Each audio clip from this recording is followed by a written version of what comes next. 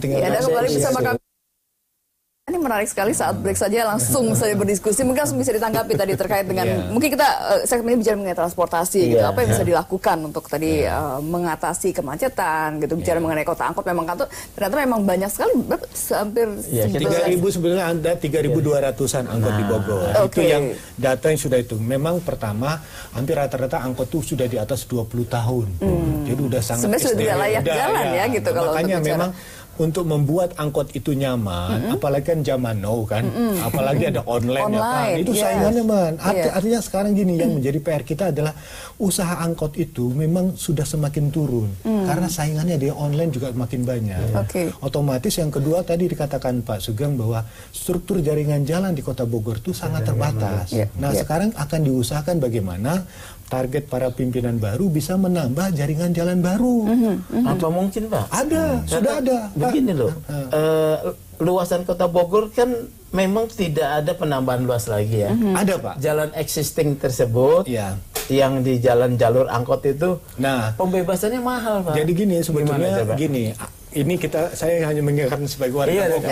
Kita punya kan memang seorang peneliti ya, makanya perlu nih. Pas begitu ya sebagai warga Bogor, tapi juga sebagai Bogor itu ada outer ring road-nya, ada R2 yang sudah ada lama ada untuk membuat pola pergerakan supaya tidak terlalu terkonsentrasi di kota. Kedua ada R3 yang sekarang ada kasus tanah sedang ditutup itu kan. Itu kalau ada, jadi orang tidak harus masuk. Nah, Kota Bogor sekarang itu sudah bertambah luas karena dulu kan pemekaran, kemudian tumbuh kembang wilayah baru. Yang terjadi sekarang itu wilayah baru, perumahan baru tidak dilayani oleh sistem angkutan umumnya.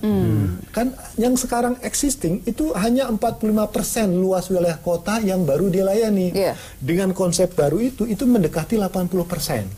Nah, artinya apa? Disebar. Jadi angkot-angkot yang mungkin sudah tua diplat hitamkan, yang masih bagus mungkin bisa dikonversi dan sifatnya menjadi feeder. Dan Kota Bogor sudah punya master plan untuk membangun 7 koridor Transpakuan. Jadi artinya dengan 7 koridor sebagai big bone-nya, artinya ada feeder. Diumpan gitu ya. Gitu yang kecil-kecil tuh ya. Iya, jadi konsepnya itu melayani di tingkat lingkungan permukiman. Jadi nanti ya model Transjakarta kan. Transjakarta bisa kerjasama dengan angkot itu, jadi polanya itu tidak semuanya harus ke tengah kota. Karena sebagian warga Bogor ini kan juga komuter ya, artinya banyak juga yang bekerja di daerah sekitar ke Jakarta, mungkin juga daerah yang lain sebenarnya segala macam. Pak Sugeng mau nanggapi dulu Pak. Iya. Ini Pak Yayat kan memang seorang ahli pengamat tata kota Bogor ya. Jadi memang kita memerlukan beliau nih ya. Tapi yang terkait dengan jumlah angkot, ini dialog saya dengan pengemudi angkot itu ada diakui bahwa satu surat itu ada 2 mobil yang disebut cloning ya. Jadi makanya ini harus ditertibkan. Kemudian konsep implementasi ya. Kalau saya udah nggak bisa menanggapi secara keahlian lah teknis kecuali kalau perdebatan hukum ya itu saya.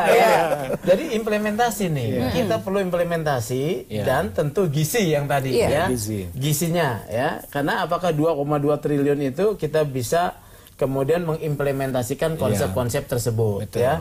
Kalaupun tidak, kami kalau memang ada anggaran di pusat, kami akan kejar, kami akan follow up.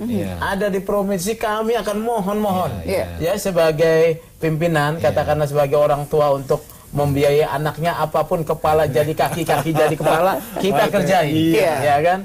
Seperti itu. Tinggal implementasinya ya. Ya, oke. Nah, sekarang kedua Pak, saya mau minta. Kami kan akan fokus pada pengembangan rumah-rumah pemukiman di perkampungan yang sangat kumuh ya. Yang saya bilang LGBT, lokasi gawiran di bawah permukaan ya. Jadi lokasi banyak pemukiman yang di daerah aliran sungai, di bawah lereng-lereng. Itu nyaris saya pikir 40% pemukim Bogor di sana. Nah, itu harus dibuat perencanaan bagaimana tuh Pak? Karena konturnya kan begini, sebetulnya Bogor ini termasuk kota prioritas dapat bantuan pusat untuk program Kotaku, Kota Tanpa Kumuh. Bogor udah bertahun-tahun. Apalagi presiden kan lebih banyak juga tinggal di sana Bogor. Nah, kedua, Bogor itu ada lebih kurang 340 sekian hektar areal kumuhnya. Sudah masuk, sudah ada rencananya apa? Berarti kan benar amatan saya. Ketika 8 bulan saya itu belusukan, ternyata terkonfirmasi. Saya kan tidak dengan data, ya. Tapi melihat langsung, ya. Ternyata sudah ada. Nah, ini harus diimplementasikan. Nah, yang menarik begini, tinggal aksinya. Pertama begini, saya hanya mengingatkan bahwa satu, Bogor itu sudah masuk 30 kota secara nasional, padahal Bogor tuh pertama 6 prioritas kota utama, sekarang 30 kota. Artinya apa? Sudah ada SK kawasan kumuhnya, sudah ada master plan-nya, tinggal gizinya ini ya. Uangnya dicari di mana nih? Bantuan dari pusat. Kita kerjain itu. Baik, nanti kita tanggapan juga dari Pak Wayan, tapi kita harus break dulu. Kita akan kembali saat lagi tetap bersama kami di Jelang Pilkada.